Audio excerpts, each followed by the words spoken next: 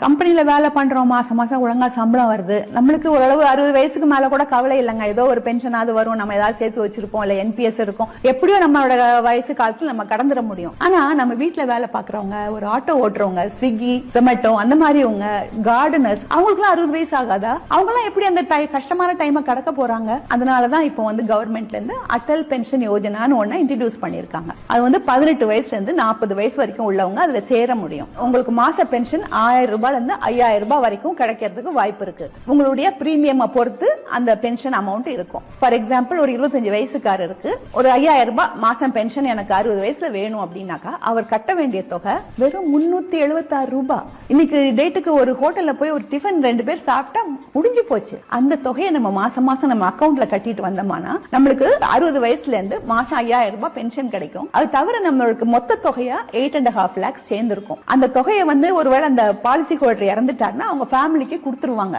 எத்தனையோ ஏமாத்து திட்டங்கள்ல போய் சேர்றதை விட இந்த மாதிரி கவர்மெண்டோட திட்டங்களை சேர்றது நல்லது இல்லையா? சோ ஒருவேளை உங்களுக்கு இது தேவைப்படாம இருக்கலாம். உங்க கம்பெனில ஒர்க் பண்றவங்க இருந்தா அவங்களுக்கு இந்த அக்கௌண்ட்ல சேர்த்து விடுங்க. அநேகமா எல்லா பேங்க்ஸ்லயுமே இது அவைலபிளா இருக்கு. உங்களுக்கு ஒரு SBI அக்கௌண்ட் இருந்தா இந்த அக்கௌண்ட்டையும் நீங்க சேர்த்து ஓபன் பண்ணிக்கலாம். ஒருவேளை யாரும் அதுக்காக பேங்க்குக்கு நீங்க போன உடனே வாங்க வாங்க இந்த அக்கௌண்ட்ல சேர்ந்துக்கோங்கன்னு சொல்ல போறது இல்ல. நம்மளாதான் கேட்டு இந்த அக்கௌண்ட்ல சேரணும், இல்லைன்னா மத்தவங்கள சேர்த்து விடணும்.